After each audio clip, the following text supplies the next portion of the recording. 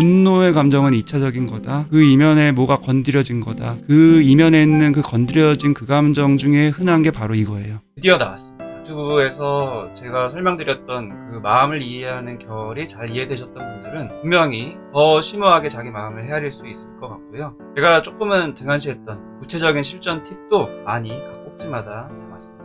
이 연령에 이 정도로 자기의 상황을 바라보고 감정을 바라보고 고민이 깊게 있고 이러는 경우가 많지는 않아요.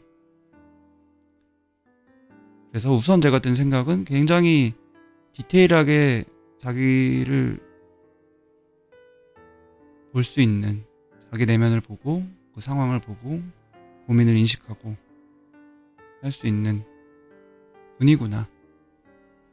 근데 또 한편으로는 그런 거는 이제 기질이기도 하고 형성된 부분도 있을 수 있지만, 또 한편으로는 지금 나이에 이런 섬세함을 가진 분들이 또 어려움이 있기도 해요. 특히 청소년 때, 고등학교 때 구체적으로 어떤 일이 전화 오기 전에 있었는지, 또 이제 사지로 전화 오고 나서 1년간 한 학교에게 학교폭력을 당한 게 어떤 정도로 이제 당한 건지, 그리고 유일하게 친했던 그 친구와의 관계가 어느 정도였는지는 제가 자세히 알 수는 없지만 이렇게 디테일하게 본인의 경험을 쓸 수 있는 분은 그만큼 이런 일로 인한 타격이 커요. 그리고 섬세하게 인식할 수 있는 거, 디테일하게 경험할 수 있는 거가 좋은 점도 있지만, 이 방향성이 나를 향한 비난, 혐오 이런 걸로 될 때는 이게 진짜 타격이 커요. 근데 오늘 주신 사연에서 그런 얘기들이 반복이 많이 되는 것 같아요. 내가 이런 어려움이 있는데 이런 내가 싫다, 한심하다, 남들도 한심하게 볼 것 같다, 이런 패턴이 계속 있는 거잖아요. 그래서 우선 드리고 싶은 말씀은 굉장히 힘든 거다. 유일하게 친했던 친구에게 위로받으려고 했는데 피해망상이다. 위계질서도 인정 못하는 네 정신연령에 문제 있는 거다. 앞으로 발전 없이 똑같으면 너한테 실망할 거다. 비웃는 느낌. 이런 말을 이제 들은 거. 이게 뭐 친구한테 들은 얘기, 뭐 친구가 성격상 직언하는 성격일 수도 있고 친구 잘 되라고 한 말일 수도 있죠. 근데 그거 상관없다는 거예요. 본인은 이 상황에서 엄청 타격을 받았을 것 같아요. 근데 문제는 본인이 내가 반년이 지난 일인데도 여전히 머릿속에 떠오른다는 것 자체에 또 스스로를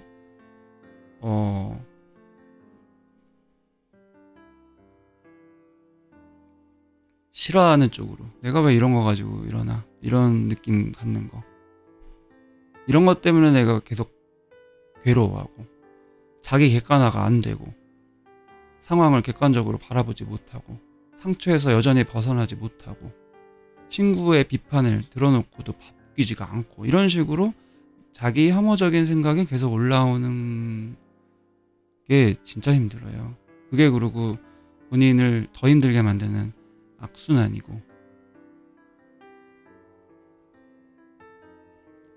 MS님이 이제 맞다, 짠하고 사랑스럽다, 고등학생 때부터 이런 고민을 하시는 게 부럽기도 하다, 저는 너무 늦게 시작한 것 같다, 30 넘어서였던 것 같은데. 예.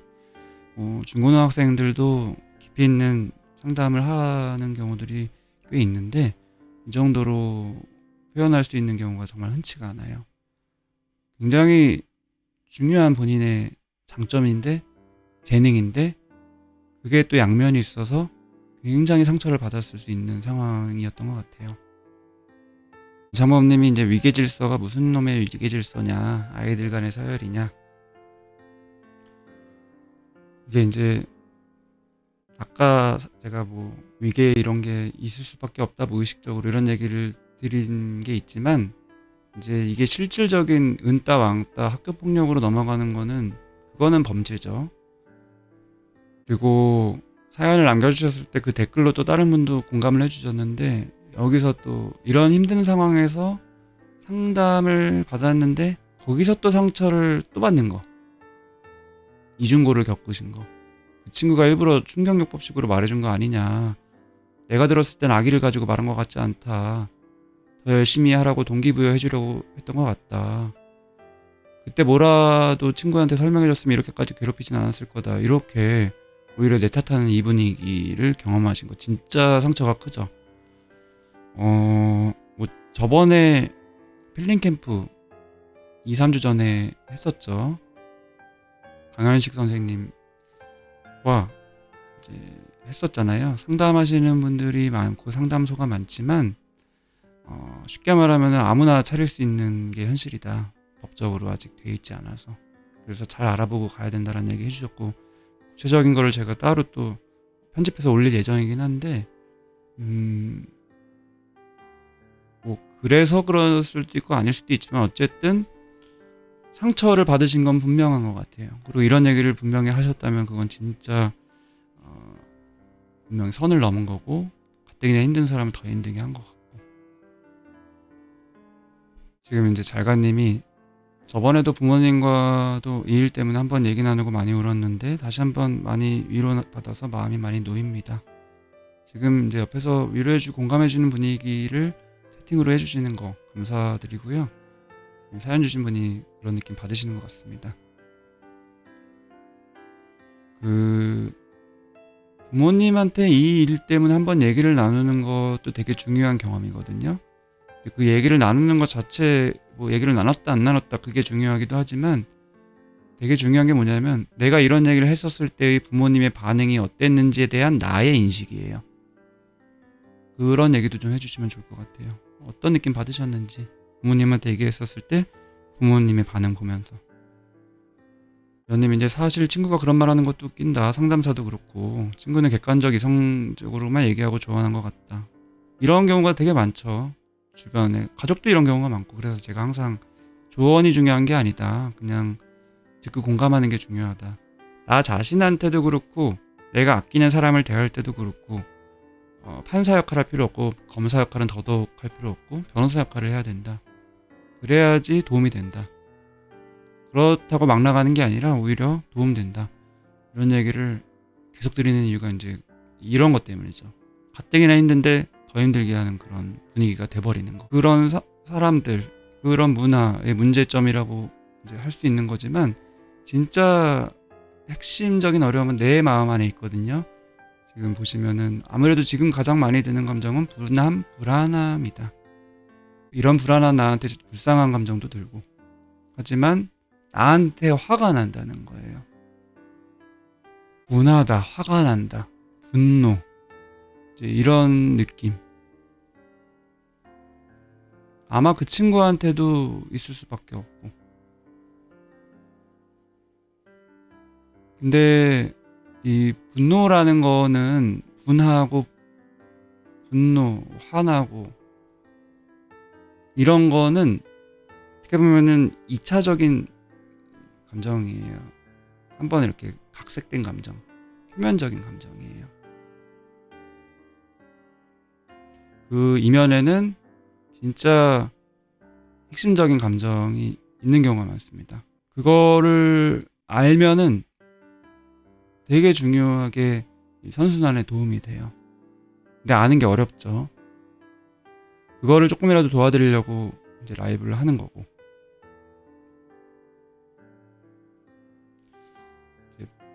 나한테 화가 났든 뭐 이런 나한테 뭐 스스로 한심하게 여겨져서 화가 났든, 그런 얘기를 하는 그 사람, 뭐 상담사든 친구든 화가 났든, 이제 화가 나는 거가 우선은 맞지만, 화라는 거는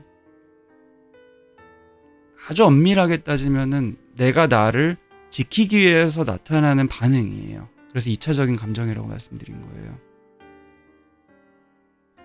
보통 살면서 화 많이 내는 분들 있죠. 요즘에 특히 많죠. 뭐 분노 조절이 안 되는 그런 현상 때문에 사회적으로도 문제가 많이 되고.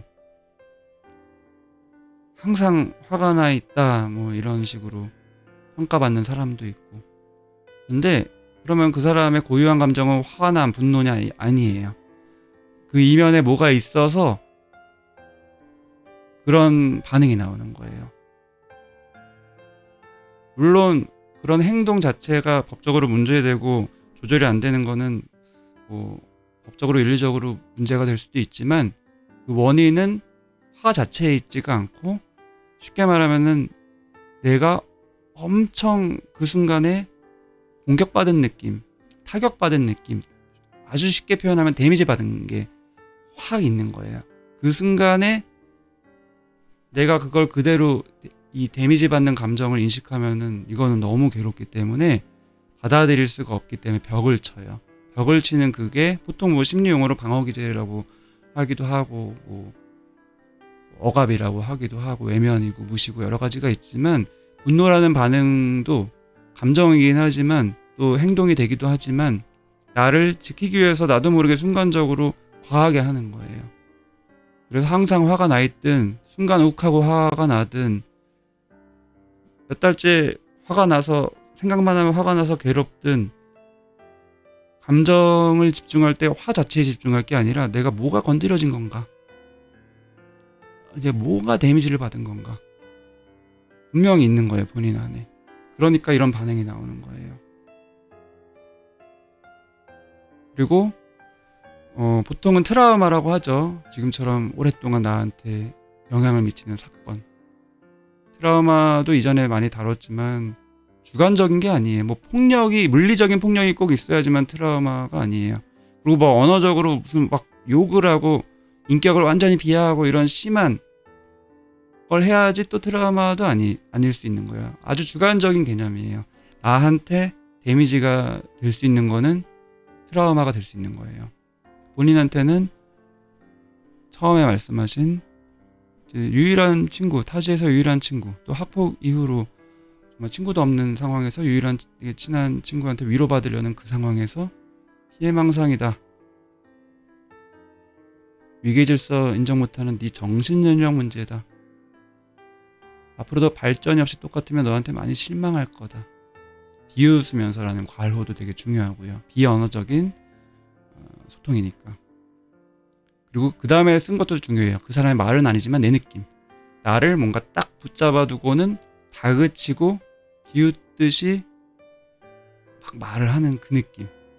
그리고 나는 계속 그 말을 듣고 있는 그거. 이게 이제 보통 트라우마라는 게 그냥 딱 1차 원적으로 딱 그 사건 자체만이 관여되는 경우도 있지만 나한테 진짜 데미지가 되는 흔한 경우는 그 상황이 내 예전 트라우마를 올리게 되는 그 트리거를 하게 되는 경우들이 있는 경우들도 많아요. 그래서 그런 거를 되게 막 복잡하게 뭐 그렇게 생각하냐 이렇게 여기실 수도 있지만 진짜 근본적인 내 감정의 데미지를 잘 이해하는 게 되게 중요하거든요. 그걸 내가 스스로 이해하고 인정하고 수용해야지만 지금 영향받고 있는 이게 이제 점점 힘을 잃어갈 수 있기 때문에 그게 진짜 중요한 트라우마 치료고. 그래서 그 친구가 한 말도 중요하지만 이제 그런 얘기하면서 나를 붙잡아두고 다그치고 비웃듯이 말을 막 하는 그 상황에서 내가 받은 느낌을 집중하셔야 돼요. 그리고 지금도 이런 얘기를 하다 보면 막 떠오를 수 있거든요. 그때 그 상황 뭐가 떠오르시는지. 그거는 어떤 단어일 수도 있고 문장일 수도 있고 그 친구의 표정일 수도 있고 그냥 분위기일 수도 있고 또 정말 신기하게도 그런 비슷한 느낌, 왜인지는 모르지만 내가 예전에 경험했던 너무너무 싫었던 힘들었던 다른 사람과의 경험일 수도 있어요. 그때 느낌이 사실은 집중하기 힘든 거거든요. 그게 바로 트라우마의 특징이에요. 트라우마잖아요, 말 그대로. 데미지를 받아서 내가 생각하기도 싫은, 아마 지금 이 사연 쓰시는 것도 굉장히 힘들게 쓰셨을 거예요. 그 친구가 말하는 그 문장을 여기다가 옮겨 적으시는 게 보통 힘든 게 아니에요. 왜냐면은 내가 힘드니까 생각하기도 싫으니까. 근데 쓰려면 생각해야 되니까 생각나니까. 감정적으로 더 힘들어질 거라서 쓰는 것도 힘드셨을 텐데 제가 또 결국에는 여쭤볼 수밖에 없는 항상 수위 조절이 중요해서 제가 여쭤봐도 대답 안 하셔도 되고요. 지금 너무 혹시 힘들거나 막 감정이 올라와서 너무 힘들면 안 하셔도 돼요.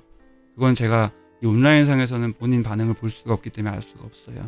그리고 이 이후에는 제가 또 추가적으로 관리를 할 수도 없어요. 그렇기 때문에 수위는 본인이 선택해서 정해야 되지만 언젠가 결국에는 추구해야 될 방향은 내가 너무 힘든 데미지라서 떠올리기도 싫지만 그 속으로 참 아이러니하게도 그 속으로 다시 들어가야 돼요. 그래야지만 치료가 돼요. 이게 바로 트라우마의 딜레마입니다. 내가 오죽 힘들면 그게 트라우마겠어요.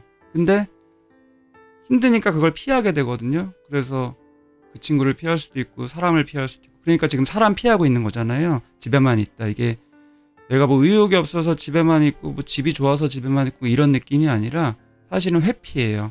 그런 데미지를 어디서 또 입을까봐 조심하고 있는 상태.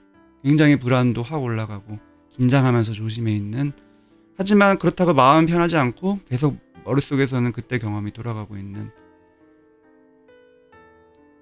오죽하면 회피를 할까 그만큼 내가 힘들었다 이런 것도 맞지만 또 이거를 해결하기 위해서는 오죽하면이지만 그럼에도 불구하고 내가 할 수 있는 만큼 믿을 만한 사람한테 그때 내 경험을 다시 돌아가서 다시 인식하면서 얘기해보고 공감받아야 돼요. 여기에 계신 분들도 공감을 잘 해주시고 저도 물론 공감을 하겠지만 그런 과정을 함에 있어서 당장의 어려움이 있습니다. 힘듦이. 그래서 하실만 하면 조금 얘기해 보시면 좋고 힘드시면 안 하셔도 돼요. 괴로워도 도망가지 말고 내 감정을 직면해야 하는 거네요가 맞아요. 근데 괴로워도 도망가지 말고가 지금 당장 도망가지 말라는 아니에요. 그리고 지금 당장 부딪혀라도 아니에요. 서서히 그 방향을 추구하시면 돼요. 사람마다 그 감정의 정도나 견딜 수 있는 정도가 그 경험이나 자기의 기질 뭐 다 다양하게 작용해서 다 다르거든요. 그리고 만약에 이거를 상담을 통해서 트라우마 치료를 한다면 그런 반응을 섬세하게 관찰하면서 고고학자가 유물 발굴하듯이 깨지지 않게 손상되지 않게 살살 좀 괜찮은 부분은 또 팍팍 이런 식으로 섬세하게 주고받으면서 하는 거예요. 그거를 뭐 누가 도와주지 못하는 상황이더라도 스스로 뭐 감정일기식으로 하더라도 모든 걸 다 한 번에 쏟아내는 게 아니라 살살 되게 힘든 상황일 수 있기 때문에 살살 그래도 제가 아까 여쭤본 거는 그래도 혹시 괜찮으면 조금이라도 힌트를 드리고 싶어서 어떤 식으로 본인이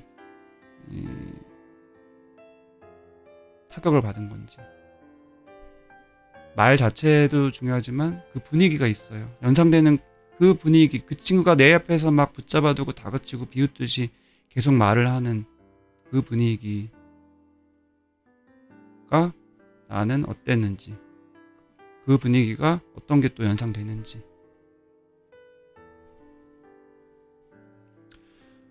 아까 이제 질문 드린 거 부모님한테 이런 얘기 했었을 때 반응이 어땠는지 그 반응에 대한 내 느낌은 어땠는지 얘기해 주셨는데 부모님도 같이 공감해 주시고 앞으로 살면서 당한 일에 비하면 아무것도 아니다. 점점 나아지면서 금방 잊혀질 테니 걱정하지 말아라고 위로를 해주셨는데 그때만큼은 마음이 놓여졌고 후련해졌던 기분이 들었습니다. 뭐 마음이 놓여졌고 후련해졌던 기분이 들었던 건 다행이지만 그때만큼이죠. 그 이유가 있어요. 사실은 이제 공감은 아니죠. 이게 상처가 되는 경우들이 오히려 많죠. 본인은 다행히 마음이 놓여졌고 후련해졌다고 말은 했지만 보통은 내가 일해서 힘들었다 라고 얘기하면은 진짜 힘들었겠다. 얼마나 힘드냐. 뭐 어떤 감정이 있었냐.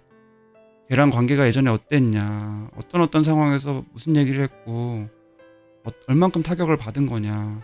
그래서 지금 얼마나 힘들고 일상을 살기가 얼마나 힘드냐. 내가 뭐 어떤 식으로 도와줬으면 좋겠냐. 이렇게 좀 판을 깔아주면 좋은데 그게 진짜 공감이거든요. 근데 앞으로 살면서 당할 일이 많다. 그거보다 더 큰 일이 많을 거다. 이건 아무것도 아니다. 지금 내가 받은 이 타격은 아무것도 아니다라고 하는 거는 사실은 위로가 아니에요. 공감도 아니고. 더 타격받는 게 오히려 자연스러워요. 어떻게 보면 똑같잖아요. 상담사가 한 말이랑. 근데 본인은 이거를 마음이 놓여졌고 후련해졌다라고 얘기하시는 게 저는 이해가 안 돼요.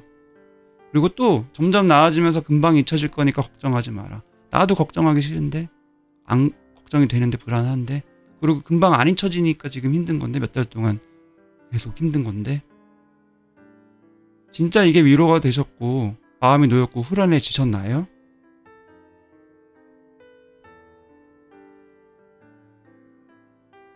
정말 많은 부모님들이 이제 악의는 아니에요. 정말 자식을 위하는 마음에서 가족들이 또 친구가 그 감정을 해결해주고자 감정을 덮어버려요. 아무것도 아닌 거다. 앞으로 더한 일도 있으니까 이거를 기회 삼아서 뭐 타산지석으로 여기든 뭐 이런 뉘앙스.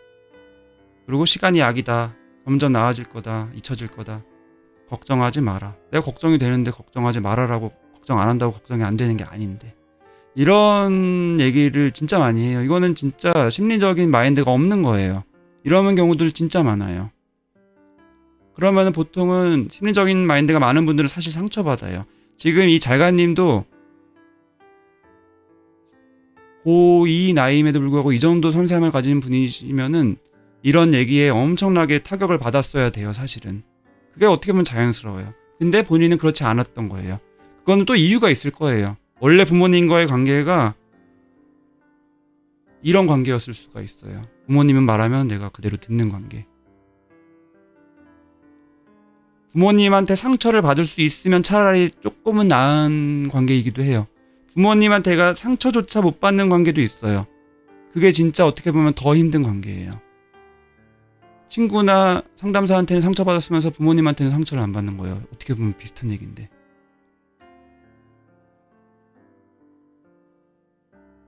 진짜 희한하게 이런 관계를 가지신 분들이 꽤 있고요. 상담을 하다 보면 또 처음부터 이제 뭐 부모님과 관계 얘기를 설문지에 쓰기도 하고 또 초반에 나오기도 하고 하는데 참 신기하게도 부모님은 좋은 분이에요. 근데 안 맞잖아요. 근데 그렇게 돼요. 제가 뭐 부모님을 뭐 비난하거나 안 좋은 분이다 이렇게 말하려는 뉘앙스가 아니라는 거 아실 텐데 참 조금 이상하다는 거예요. 내가 다른 사람을 대할 때의 내 느낌을 바라보는 정도랑 부모님을 대할 때의 내 느낌을 바라보는 정도가 다른 거예요. 객관적으로 옆에서 봤을 땐 비슷한 느낌이라서 상처받을 것 같은데 그게 더 자연스러울 것 같은데 상처가 아니라 더 화가 날 수도 있어야 될 것 같은데 심리라는 게 참 아이러니해서 부모님한테 상처받는 게 되게 힘들지만 부모님한테 상처를 내가 받았는지 모르면 그게 더 힘들어요. 그리고 그게 내가 세상 살면서 경험하는 인간관계나 거기서 어려움을 겪는 것과 또 이어져요. 알가님이 지금 뭐 어떤 특별한 반응, 본인의 감정이 지금 어떤지, 어떤 생각이 드는지 뭐 제가 아까 여쭤봤던 질문들 답변을 안 하고 계시기 때문에 알 수가 없거든요. 온라인은 표정도 못 봐요. 아무것도 몰라요. 안 쓰면. 근데 괜찮아요. 하라는 게 아니에요. 괜찮고 할 수 있으면은 뭐라도 그냥 지금 어떤 느낌 드는지 제가 드린 말씀에 대해서 오히려 반감이 들 수도 있고 뭐 아니라고 생각이 들 수도 있고 다 괜찮아요. 표현해 보셔도 되고요. 안 하셔도 되고요. 근데 이거를 정말 많은 분들이 경험하는 어려움이기 때문에 제가 조금 더 설명을 이제 드리고 싶은 부분이 있어요. 이거는 잘가님한테 해당되는 게 아닐 수도 있어요.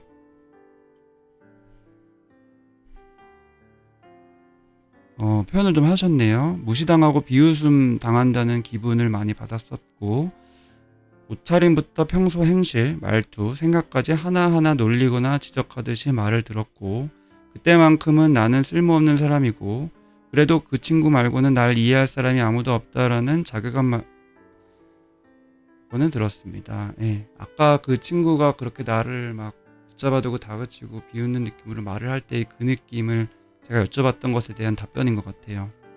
무시당하고 비웃음 당한다는 기분을 많이 받았다. 그리고 이제 이때뿐만이 아니죠. 평상시의 행실, 옷차림, 말투, 생각까지 하나하나 놀리거나 지적하듯이 말을 했었던 거죠, 그 친구가. 그리고 그럴 때마다 나는 쓸모없는 사람이고, 그래도 그 친구 말고는 날 이해할 사람이 아무도 없고, 이거 아까 이수민님 사연이랑 비슷하죠. 내가 이럴 수도 없고 저럴 수도 없고, 거리 두고 싶은데 친한 친구가 이 사람밖에 없고, 이럴 수도 없고, 근데 가까이 하면 난 상처받고.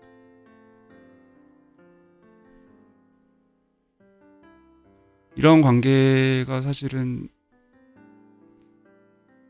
엄밀히 따지면 친한 친구는 아닐 수 있죠. 친구라는 게 뭐 되게 애매한 개념이기 때문에 뭐 친구라고 볼 수도 있지만, 내 마음이 편하고 공감받고 상호작용이 되는 기준으로 봤었을 때는 사실 친한 친구는 아닐 수 있죠. 근데 내 입장에서는 그래도 이거라도 소중한 거예요. 아무도 없는 것보다는. 이 친구 말고는 날 이해할 사람이 아무도 없다라는 자괴감. 그게 사실은 핵심이에요. 이 친구가 사실은 날 이해하고 있는 거 아닌 거 내가 아는데, 나를 판단하고 이때만 나 한 번 트라우마 준 게 아니라 평상시에도 행실, 말투, 생각까지 막 놀리듯이 지적하듯이 막 말을 하는 사람인데, 이 친구는 날 그래도 이해한다. 이게 이제 가끔은 이해하는 느낌을 받았을 수도 있어요. 근데 그거는 본인이 끼워 맞추기 식으로 이해받았을 수도 있어요. 요즘에 이제 이런 개념에 대한 얘기들이 많죠. 가스라이팅이라고. 부모와 자식 간에, 연인 간에, 부부 간에 세뇌되는 거.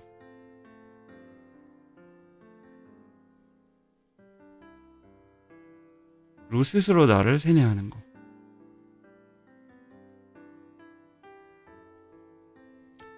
나는 쓸모없는 사람이라는 그 느낌을 받은 거는 진짜 힘든 감정이에요.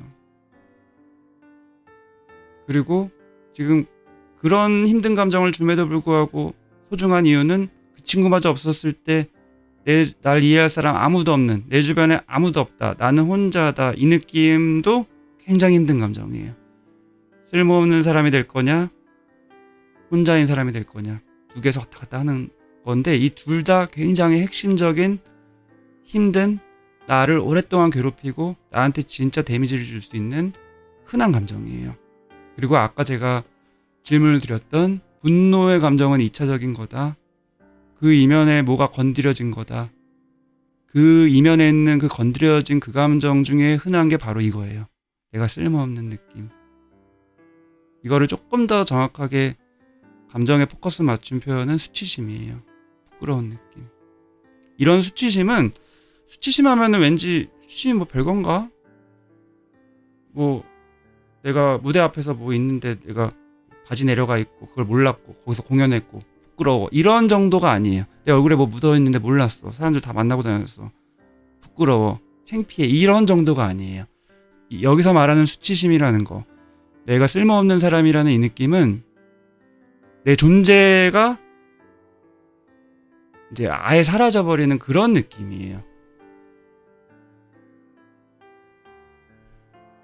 내 존재감이 없어지는 느낌. 쓸모없는 사람이다라는 그 느낌을 그냥 요 문장으로만 보면은, 그런 느낌을 안 경험해 보신 분들은 쓸모없는 사람이라는 느낌 들면 좀 되게 좀 힘들겠다, 요 정도로 느낄 수가 있는데, 이거를 받아들이는 입장에서 쓸모없는 사람이라는 거는 완전히 공포예요.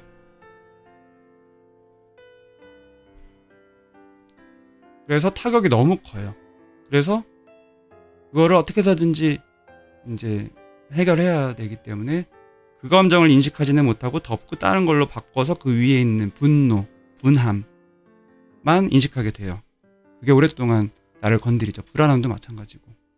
불안도 흔한 감정이지만 사실은 표면적인 감정이에요. 그 이면에 뭔가 건드려졌을 때 불안, 공포, 분노.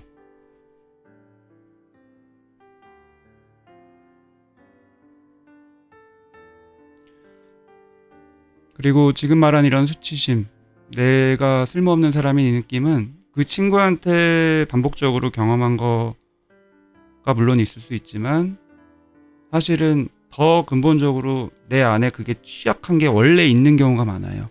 그랬을 때 아까 이수민님 사연에서 제가 말씀드렸듯이 인간관계라는 거는 굉장히 무의식적인 상호작용이어서 본인이 스스로 쓸모없다라는 느낌이 타격을 받을 만한 사람한테 그 쓸모없다라는 느낌을 계속 주면서 아무리 친구여도 스스로 관계에서 우위를 점하는 그게 생겨요.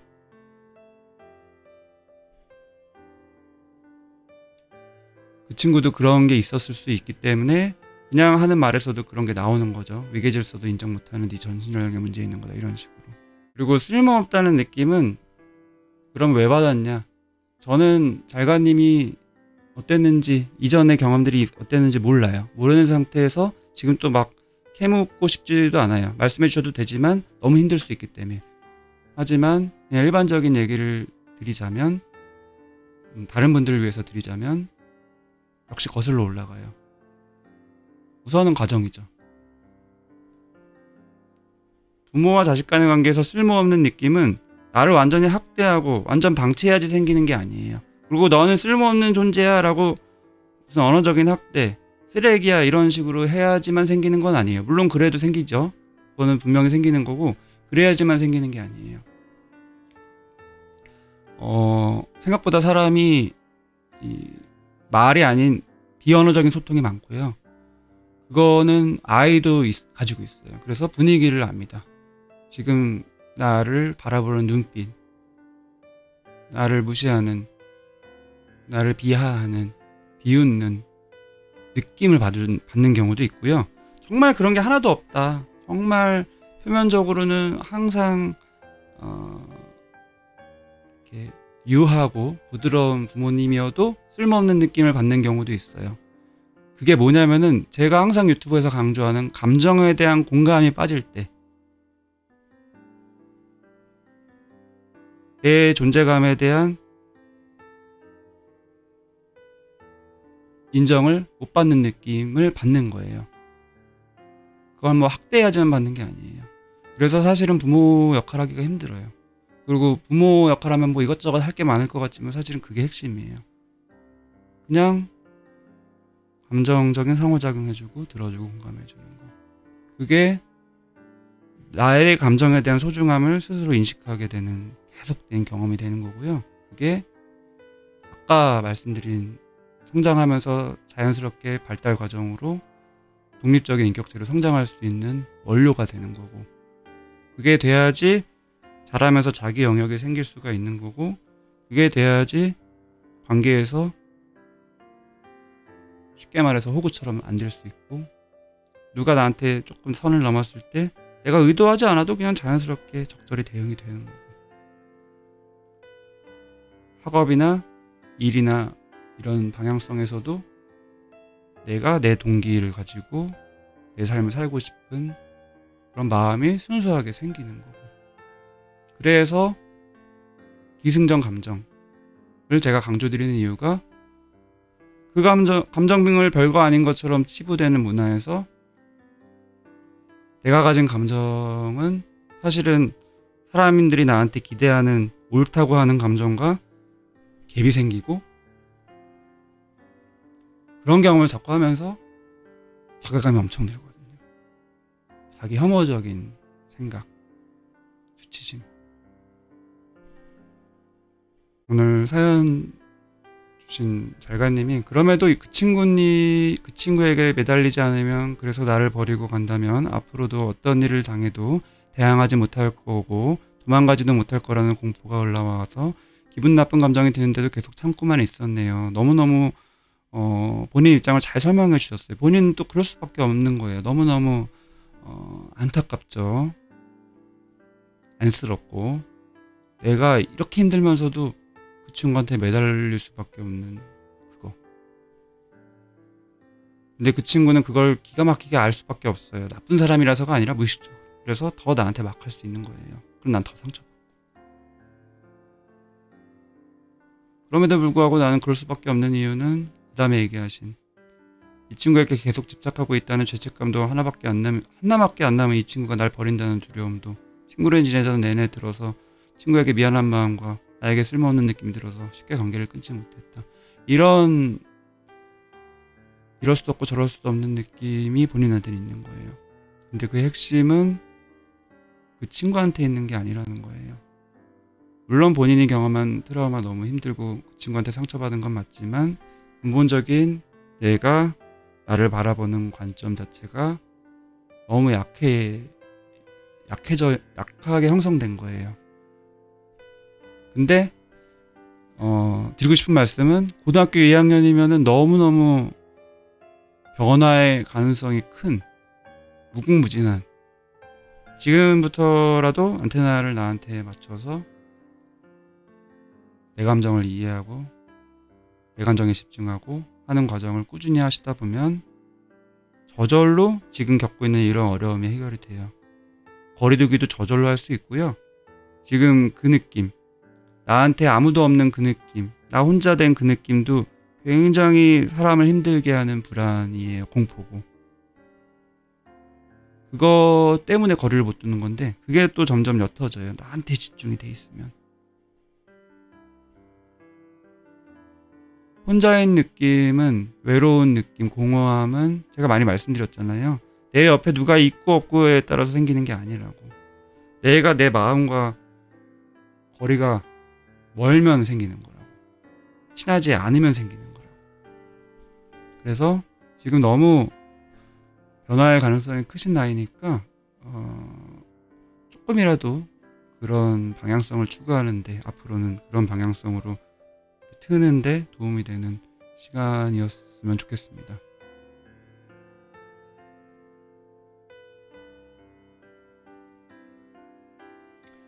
이게 요즘의 학교라는 게 뭐 옛날부터도 그랬지만 다들 미숙한 연령이고 분화도 안 된 연령인데 학교 안에서는 긴밀한 관계가 형성될 수밖에 없고 그 안에서는 또 서열도 생기고, 그런 아주 이런 지금 사연 주신 분처럼 이런 분야에 취약함이 있는 분들한테 너무 힘들 수 있는 그런 여건이 사실은 학교가 돼요. 자퇴한 이유를 제가 여쭤보지는 않았지만 또 그런 게 관련될 수도 있고요. 참 신기하게도 이제 닉네임이라는 것도 굉장히 본인의 여러 가지 고민이나 근본적인 무의식적인 갈등들이 나도 모르게 들어가 있는 경우들도 많아요. 아비스탈라 비스탈라 베이비가 이제 뭐 영화 같은데 나오는 거죠. 아스탈라 비스타 베이비, 잘가. 그게 또 그런 의미에서 이제 나도 모르는 의미를 부여했을지도 몰라요.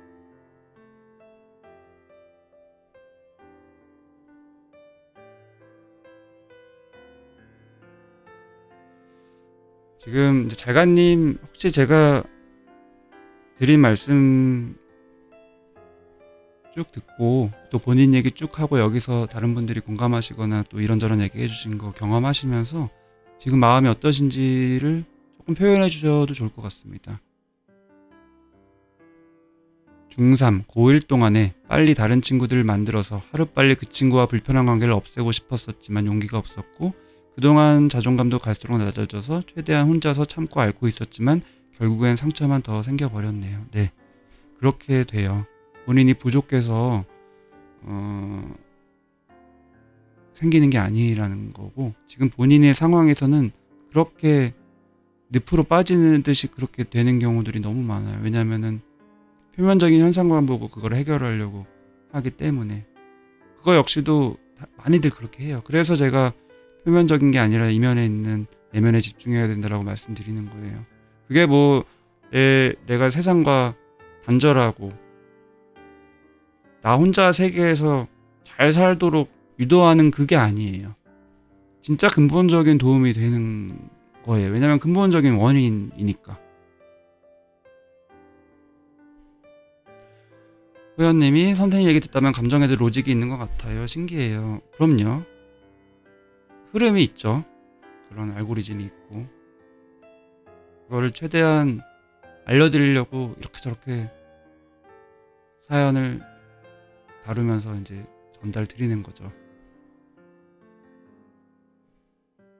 로직이기도 하지만 또 로직이 아니기도 해서 감정이라는 거는 논리적으로 딱 되지 않기도 해요. 근데 그냥 쭉 계속 살펴보다 보면은 어느 순간 내 마음 안에 와닿아 있는 경우들이 많아요.